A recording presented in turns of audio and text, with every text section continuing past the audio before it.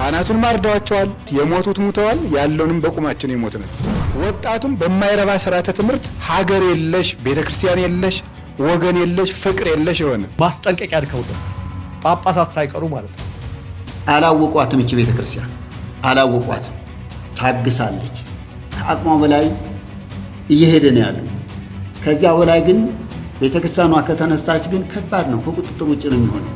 በአንድ በኩል አያገባንም ይላሉ፣ በአንድ በኩል ደግሞ ትእዛዝ ይሰጣሉ። ይህንን ሰው አያውቁም እየመሰለዎት ነው። እንዴት ነው እንዲያው ይህ እንዲያው ጡት የሚጠባ ልጅ የሚያውቀው እኮ ነው የሚናገሩት። ኧረ በጣም በእውነቱ እንዴት በአንድ ልሳን መራራና ጣፋጭ ይወጣል እንዴ? ኧረ እባክዎ እባክዎ እባክዎ በኢትዮጵያ አምላክ እግዚአብሔር የቀባው መሪ እስከሚመጣ ድረስ ሀገሪቱ በችግር ላይ ተጋልጣለች ወገኖች። ስለዚህ ራሳችሁን ጠብቁ። እኔ እድሜ በኢትዮጵያ ታሪክ ለመጀመሪያ ጊዜ የሆነ መንጋ የሰው ልጅ እያጋደነ ያረደው 1998 ጅማ በሻሻ ላይ በሻሻ ያኔ ከ200 አባወራ በላይ የሌላት የገጠር ቀበሌ ገብሬ ማለት ነው። እነዛ 200ዎቹ ውስጥ እነማን አሉ ማለት ነው? የአብይ አባት፣ የአብይ እናት፣ የአብይ እህቶች፣ የአብይ ወንድሞች፣ የአብይ አጎቶች፣ የአብይ አክስቶች የመጀመሪያው የሰው ልጅ በቤተ ክርስቲያን ውስጥ ማረድ የጀመሩት የአብይ አህመድ ቤተሰቦች ናቸው። ገዳዮቻችን እንደዚህ እያሉ ነው እንግዲህ የተገደሉ ሰዎች የሞቱ ሰዎች የተቃጠለው ቤተክርስቲያን አረንጓዴ ቢጫ ቀይ ስለተቀባ ነው። ለምን ይገላሉ? መርህ ነው ይሄ። በቃ የመግደል መርህ ወጥቶላቸዋል። ፍትህ ለአክሱም እህት ወንድሞቼና ፍትህ ለአርሲ እህት ወንድሞቼ ብዬ የሰራሁትን ቪዲዮ ሪፖርት አድርጎ አስጠፍቶብኛል። ሰላም እንዴት ናችሁ? በድጋሚ በአዳዲስ መረጃዎች መጣሁኝ። አባታችን አባ ገብረ ኪዳን ካህናቱ ሙተዋል፣ እኛም ደግሞ በቁም ሙተናል። ወጣቱም ምንም በማይጠቅም የትምህርት ስርዓት ውስጥ እድሜውን እያባከነ ይገኛል ሲሉ ተናግረዋል። አንዳንድ አባቶች ለተለያዩ ማስጠንቀቂያ ልከዋል። እንዴት በአንድ ምላስ መራራና ጣፋጭ ይናገራሉ ሲሉ ጨምረዋል። ቤተክርስቲያን ውስጥ በጅምላ ጭፍጨፋ የተጀመረው 1998 በጅማ ሻሻ ላይ ነው። በዛ ሰዓት ደግሞ እዛ አካባቢ ሲኖሩ የነበሩት 200 የማይሞሉ ሰዎች ነበሩ። ከነዛ ውስጥ ደግሞ የጠቅላዩ ቤተሰቦች ናቸው። ስለዚህ በተም ሆነ በተዘዋዋሪ ይህንን ጭፍጨፋ ያስጀመሩት የጠቅላዩ ቤተሰቦች ናቸው የሚሉ መረጃዎች እየወጡ ይገኛሉ። ቤተክርስቲያን የተቃጠለው አረንጓዴ ቢጫ ቀይ ስለተቀባ ነው እንጂ ሌላ ምንም አይነት ምክንያት የለውም ባሉ ይገኛሉ። ቲክቶከር ጆን ዳንኤል በዚህ ሰዓት ፍትህ ለአርሲ ኦርቶዶክሳውያንና ለአክሱም ሙስሊሞች ሲል አሰምቷል። ይህ ጉዳይም ብዙ ኦርቶዶክሳውያንን አስቆጥቷል። ቪዲዮም ሪፖርት ተደርጎ ከቲክቶክ እንዲወርድ ተደርጓል። ለምን አስቆጣ፣ ለምንስ ወረደ የሚሉን በሰፊው የምንመለከት ይሆናል። ለዚህ ቤት አዲስ ከሆናችሁ ቤቱን ሰብስክራይብ፣ ቪዲዮን ደግሞ ላይክ እና ሼር በማድረግ እንጀምር። ከሁሉም አስቀድመን ግን ለአርሲ ኦርቶዶክሳውያን ተሰጠ ማስጠንቀቂያ አለ፣ እንመልከት። ዛሬ ማሳሰብ ያለኝ አርሲ ውስጥ የምትገኙ በክርስቶስ ወንድሞቼ፣ አሸባሪዎች ይህን ሞቅታ በመጠቀም በርን አካውንት ከፍተው እመቤታችን የቅድስት ድንግል ማርያምን ፎቶ ወይም ደግሞ የሌሎች ቅዱሳንን ፎቶ ለጥፈው ከ20 እና ከ30 ፎሎወር የማይበልጥ አካውንት ይዘው በውስጥ አዋሩ ኑ እያሉ ይገኛሉ። እና እነዚህ ሰዎች ቀጣፊዎች ናቸው፣ ነፍሰ በላዎች ናቸው። እነዚህን አምናችሁ ከሄዳችሁ ህይወታችሁን በፍቃደኝነት እንደሰጣችሁ ነውና በዚህ እልህ በዚህ ሞቅታ ተነስታችሁ የማይሆን ውሳኔ እንዳትወስኑ እላለሁ። ያው በተረፈ መንግስት ድምጻችሁን በደንብ ስለሰማ አሁኑ ዘላቂ መፍትሄ ይሰጣችኋል ብዬ ተስፋ አደርጋለሁ። ራሳችሁን ጠብቁ። አው አሁን ላይ ራሳችንን መጠበቅ ይኖርብናል። አርሲ ላይ ያላችሁን ብቻ ሳትሆኑ ማንኛውም ኦርቶዶክሳውያን፣ ምክንያቱም አሁን እየተሰማን ያለውን ስሜት ሁላችንም እናውቃለን፣ ምን አይነት ስሜት ውስጥ እንዳለን እና በስሜት ሌላ ነገር ውስጥ እንዳንገባ፣ በተለይ ደግሞ በፌክ አካውንቶች ግሩፖችን እንክፈት፣ እንደዚህ እናደርግ፣ እንሰባሰብ በሚል ምክንያት ሌላ ወገን የሆነ ከኛ ያልሆነ ከነሱ ሆነ ሰው ወጥመድ ውስጥ እንዳንገባና ሌላ ጥፋት ደግሞ እንዳይጠፋ ሁላችንም ልንጠነቀቅ ይገባል። የምናወራው ሰው የምንከተለው ግሩፕ ምን አይነት እንደሆነም ጭምር ማጤን ይኖርብናል። ቤተሰቦቼ ፍትህ ለእህትና ለወንድሞቼ መጠየቁ ምኑ ጋር ነው ችግሩ? ፍትህ ለአክሱም እህት ወንድሞቼና ፍትህ ለአርሲ እህት ወንድሞቼ ብዬ የሰራሁትን ቪዲዮ ሪፖርት አድርገው አስጠፍተውብኛል። እንዲሁም ደግሞ አካውንቴን እንደምታዩት እንግዲህ ዋርኒንግ ላይ አድርገውታል። ይሄ ሲዘጋ 3ኛ አካውንት ነው። ምንድነው ጥፋቱ? ፍትህ መጠየቅ ለእህት ለወንድሞቼ። አሁንም ቢሆን ፍትህ አክሱም ላሉ ሙስሊም እህት ወንድሞቼ። አመሰግናለሁ። መቼም አንቆምም፣ እንቀጥላለን ወደፊት። እኔ በህይወቴ እንደዚህ አይነት እጢ የሆነ ሰው ገጥሞኝ አያውቅም። በዙሪያው ከበቂ በላይ የሆነ ነገሮች እያሉት እሱን አመስግኖ መኖር እየቻለ ሌሎችን ሰዎች ለመጣል ሆን ብሎ የሚሰራ ላዩ ጥሩ የሚመስል ውስጡ ግን ተንኩልኛ ሰው እንደዚህ አይነት ሰው ገጥሞኝ አያውቅም። እኔ ብዙ ነገር ሲሰራ ምንም እንዳላየ እንደማንኛውም ቲክቶከር ነው የማልፈው። አሁን ግን አርሲ ላይ እለት ኦርቶዶክሳውያን እየተገደሉ ያውም በቪዲዮ በሚታይ ያውም በጣም ቁጥራቸው ብዙ ምዕመናን እየሞቱ የአክሱምን ያነሳል። እግዚአብሔር ያሳያችሁ። ከስንት ጊዜ በፊት ሀፕን የሆነ ነገር ያኔ ለምን ቪዲዮ አልሰራህም? ለምን ያኔ ድምጽ አልሆንክም? አሁን ላይ ያንተን ድምጽ የፈለገው ኦርቶዶክሳዊ የለም። ማንንም ቤተክርስቲያን ያንተን ድምጽ አትፈልግም ሲጀምር። አንተም ለቤተክርስቲያን ድምጽ ሳይሆን የፈለከው አጀንዳ ማስቀየሪያ፣ ሁለት ደግሞ መጣል የፈለከውን ያ ምስኪን የሆነ ልጅ አለ አዶናይ የሚባል እሱን ለመጣል ሆን ብለህ ያደረከው ሴራ ነው አሉ። የኛ ገብሶች ደግሞ እንደነዚህ በጅምላ የሚመሩ ሰዎች ይሄን ተከትለው እሱ ያኛውን ለመጥላት የሚሄዱ። እኔ ከሁለቱ ችግር የለብኝም። አንተ ግን ቤተክርስቲያንን በዚህ ልክ አጀንዳችንን ለማስቀየር አክሱም ላይ ከስንት ጊዜ በፊት ሀፕን የሆነ እሱ የትኛውን አክሱም ላይ የሞተ ሙስሊም እስኪ ያሳየን። አንድ የሞተ ሙስሊም መረጃ አምጣና ያሳየን። አንድ አታገኝም። እኛ ግን አርሲ ላይ በዚህ 8 ዓመት ከ3000 እና 4000 ምዕመናን በላይ የተጨፈጨፉትን በቪዲዮ ከነ ማስረጃው እናቀርብልሃለን። ምን አይነት ይሆንክ እጢ ይሆንክ ሰው ነህ አንተ? ምን አይነት ይሄን እንደዚህ አይነት ሰው አለ እንዴ? ደግሞ ድምጽ ስለሆንኩ ቪዲዮ ምናምን ይላል። ሲያስጠላ። ጆን ዳንኤል አንተ አርሲ ላይ ላረዱት ሰዎች አክሱም ላይ ደግሞ መስጊድ ስሩላቸው ብላል። አንተ በሰው ህይወት ቁማር ልትጫወት ገንዘብ ልትሰበስብ ፎሎወር ለማግኘት እንዲህ አይነት ቁማር ውስጥ ገብታል። እኛ ታስረ ድምጽ ሆነን ነበር። ስተት ነው። የትግራይ ይሁን የአማራ ይሁን የትኛውም ተወላጆች ይሄንን ልጅ አንፎሎ አድርጉት። ይሄ የሚጫወተው ቁማር በጣም አደገኛ ቁማር። ትግራይ ካሉት ጋር እንነጋገራለን። ትግራይ እዛ ስትሄድ በተቻለ መጠን ሂሳብህን እንዲሰጡ። አንተ ቁማር ልትጫወት በሰው ህይወት ገንዘብ ልትሰበስብ ተወዳጅነት ልታገኝ አይደል? ዋጋህን ታገኛለህ። እዚህ በቲክቶክ ላይ የምታሽቃብጥ የትግራይ ተወላጅ በሙሉ ትግራይ ስትሄድም ዋጋህን ታገኛለህ። እዚህም ሆነ ዋጋህን ታገኛለህ። ይሄ የሰው ህይወት ነው፣ ቁማር መጫወቻ አይደለም። አሁንም አጀንዳውን ለማስቀየርና ሌላ ይዘት እንዲሰጠው ነው እየተደረገ ያለው። ይሄ ልጅ እንግዲህ ተጽዕኖ ፈጣሪ ከሚባሉ ቲክቶከሮች ውስጥ ነው ያለው። ስለሌላ ማንነቱ አይመለከተንም። አሁን ያነሳው ነገር ግን እጅግ በጣም አደገኛ እና ትኩረት ሊሰጠው የሚገባ በተለይ ደግሞ ተከታዮቹ ኦርቶዶክሳውያን ማለት ነው። ይህን ሰው የምትከተሉ አካል ይህን ሰው የምትከተሉ ልጆች ማንን እየተከተላችሁ እንደሆነ ተመልከቱ ማለት ነው። አሁን የአክሱም ሙስሊሞች ፍትህ ብሎ ተነሳ ማለት ነው። ጭራሽ የማይገናኝ እነዚህ ሰዎች መቼ ነው ይሄን ነገር አጀንዳ ብለው ይዘውት የነበረው?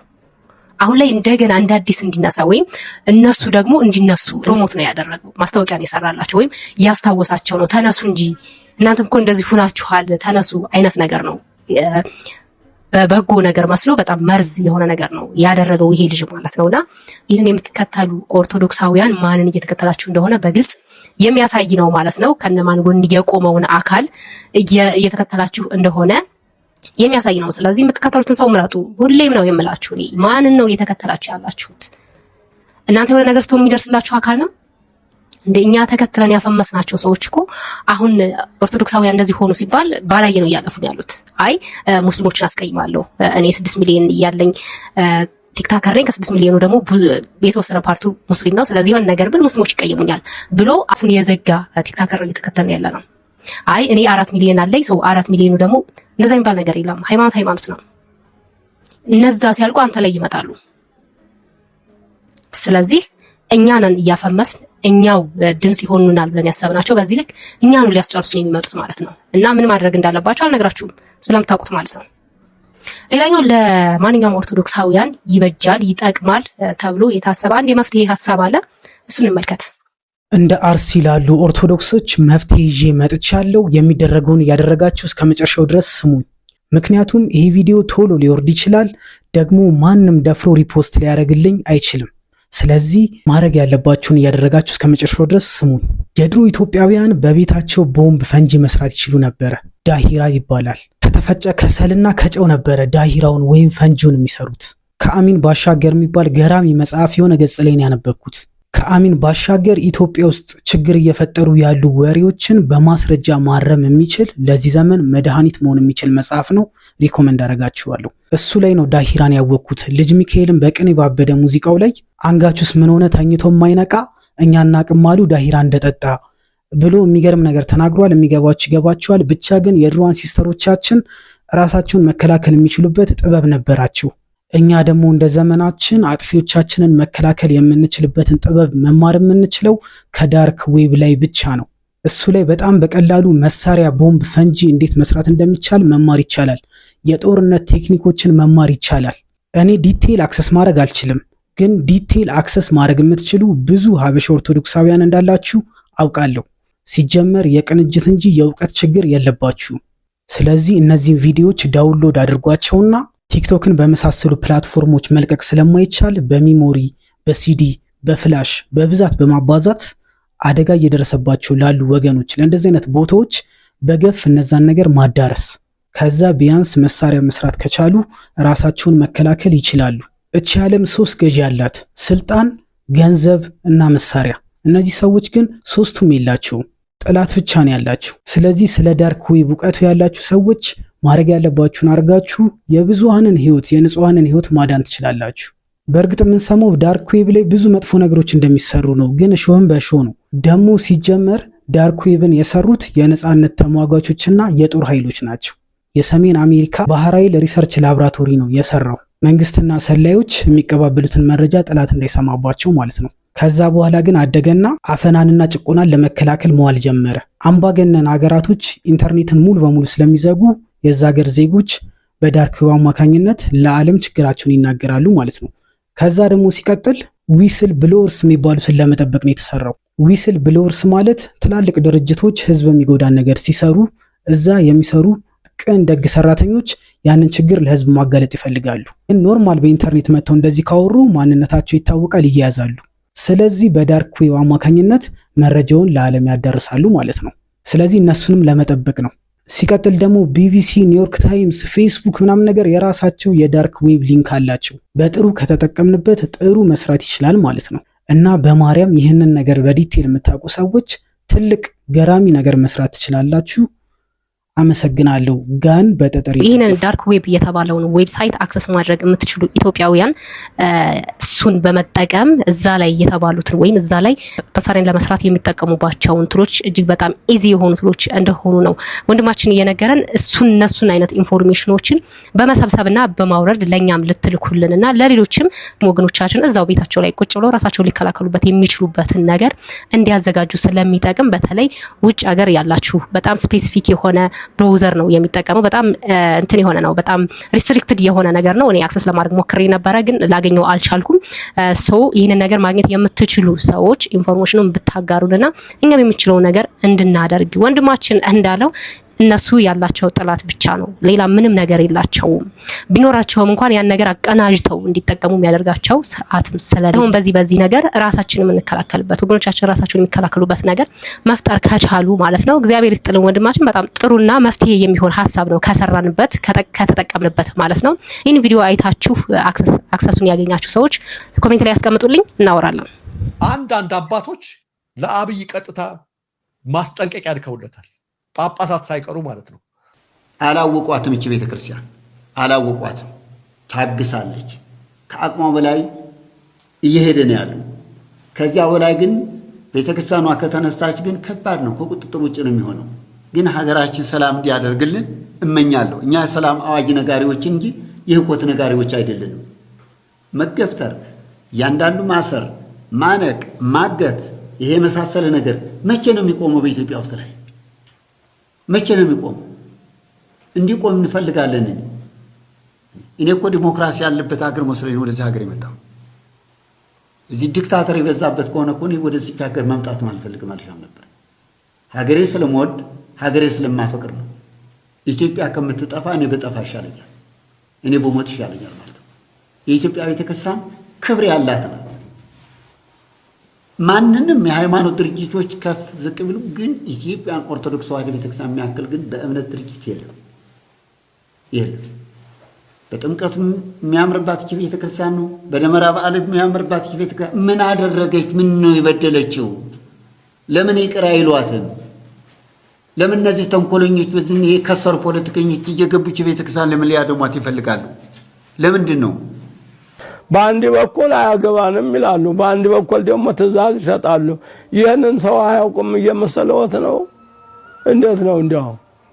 ይህ እንዲያው ጡት የሚጠባ ልጅ የሚያውቀው እኮ ነው የሚናገሩት።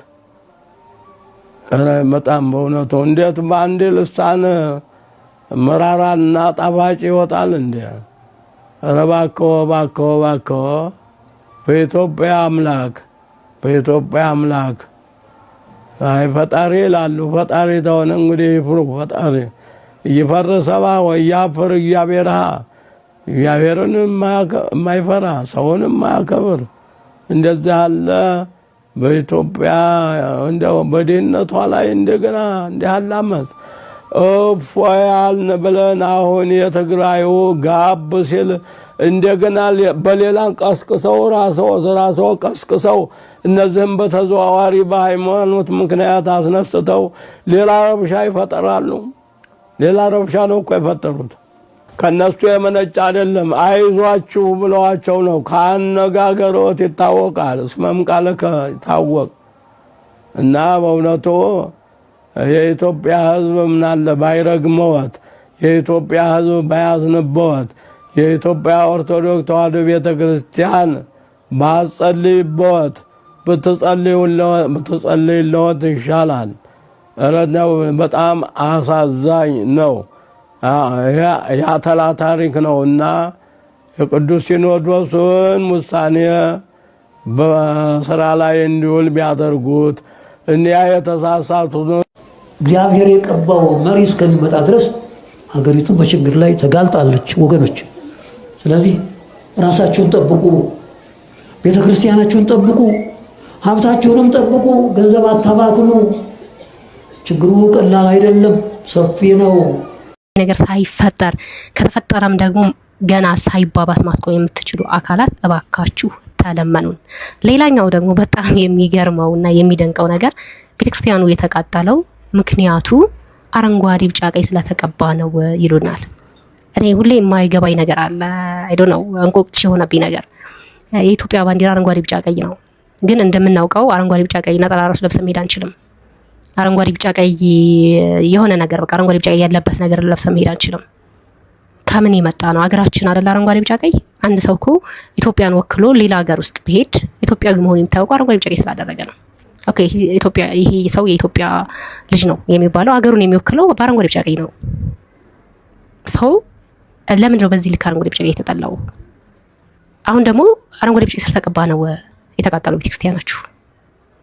ገዳዮቻችን እንደዚህ እያሉን ነው እንግዲህ የተገደሉ ሰዎች የሞቱ ሰዎች የተቃጠለው ቤተክርስቲያን አረንጓዴ ቢጫ ቀይ ስለተቀባ ነው ብለው እያሉን ነውና የነ እገሌ ምናምን እያሉን ነው።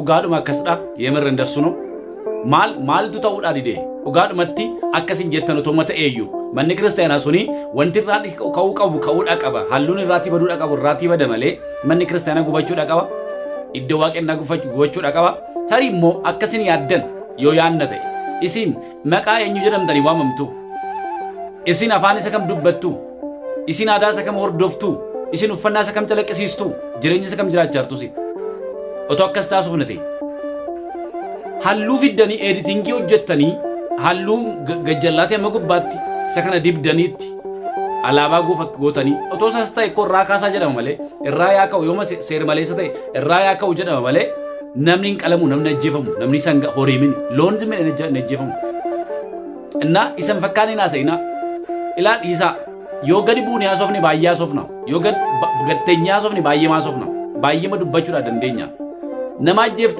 ነመዱኤፍ አከም ሰሙን ከሰነ ከመያ ዳሲ ኢሳ ከና ሰበብኒሳ አከሚትን ሰበተው ደንዳ ኢሲን ወረካን ሰበብ መቃሳኒቲ ፈጀፍ ማኒሩ መቃሳኒ ከምቱ ኦሮሞ ይላለት መቃሳኒ ከምቱ ኦሮሞ ወዳታ አዳ ሳኒ ከምቱ ሲርኖ ፈና ሳኒ ከምቱ አፋን ሳኒ ሰከምቱ ኦሮሞ ዳታ ኦሮሞ ሲቅ ኢሳኑ ሰበበ ከናፊ ጀደመኒ እንጀቀብኔ ሰበበ ከናፊ ጀደመኒ ኢዶ ዋቄ ፈናን ሳኒ ጉበምኔ ነምኒ ሳኒ ነጀፈምኔ ነምኒ ሳኒ ቀለምኔ ከንኬኛ ጋፈተው ፈያመሳ ኢሳ ሃርኪስ ሰኒል ትፍደኒ ኦርቶዶክሱ ማኒኮ ግብጽ ጅራ ኢጂፕት ሚስር ኦርቶዶክሱ ማኒኮ አርመን ጅራ ኦርቶዶክሱ ማን ሶሪያ ጅራ ኦርቶዶክሱ ማን ህንድ ባላንጋር ጅራ ኦርቶዶክሲ ገረብራ አዩአቶ ማሊ ራሻ ጅራ ክሮሺያ ፋጅራ ራሻ ግሪክ ፋጅራ ኦርቶዶክሱማን ናናን ከንዳንገ ይምቲ ኢትዮጵያቲስ ከለቀሜ ከን ዱፌ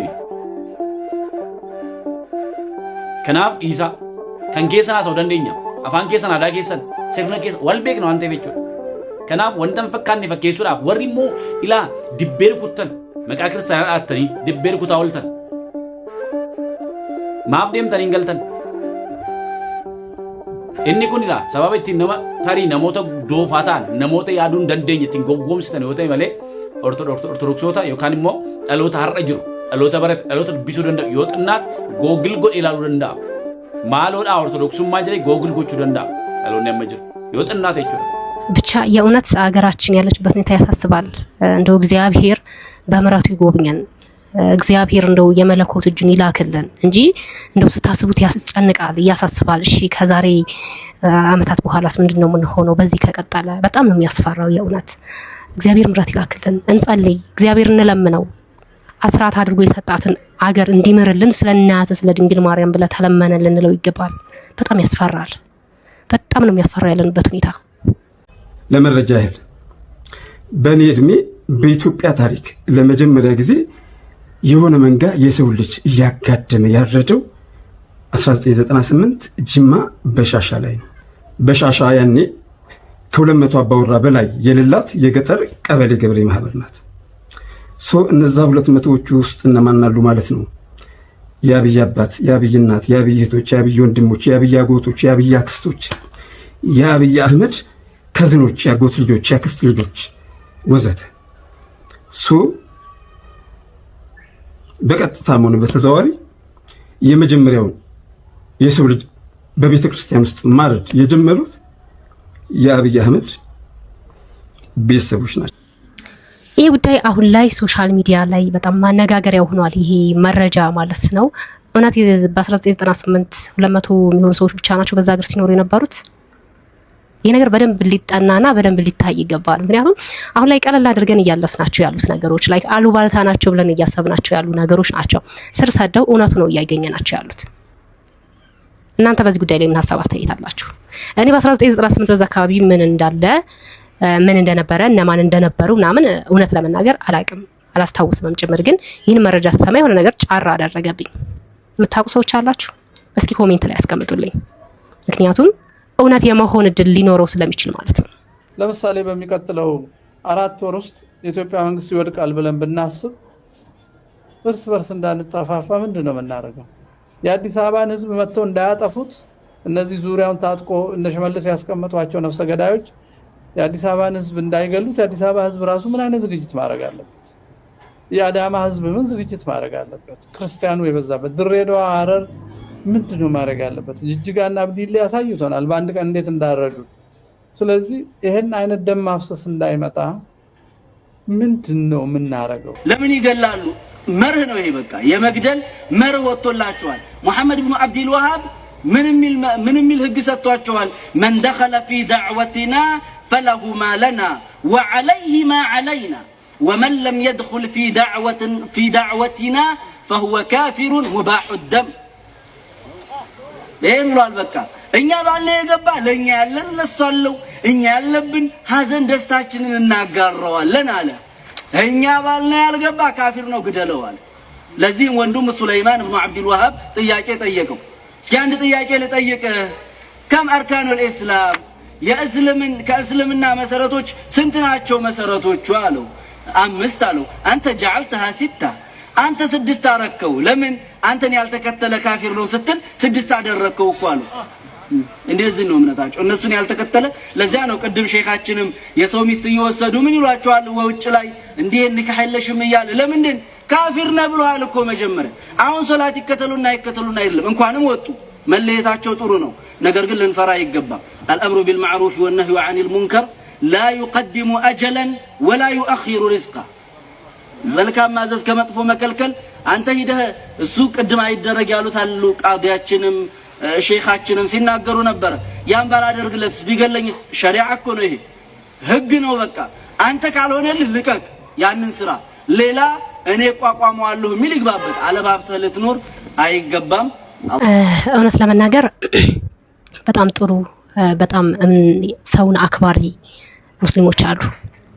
አሁን የተቸገሩት እነሱ ራሱ እኛ ብቻ አይደለም አሁን ላይ እየተቸገርን ያለ ነው። እዛው እነሱ በጣም ተቸግረዋል። እነዚህ በጨካኙ ቡድን ማለት ነው ወይም ወሃብያ ተብሎ በሚጠራው ቡድን በጣም ተቸግረዋል፣ ተጨንቀዋል፣ ተጠበዋል ሁሉ።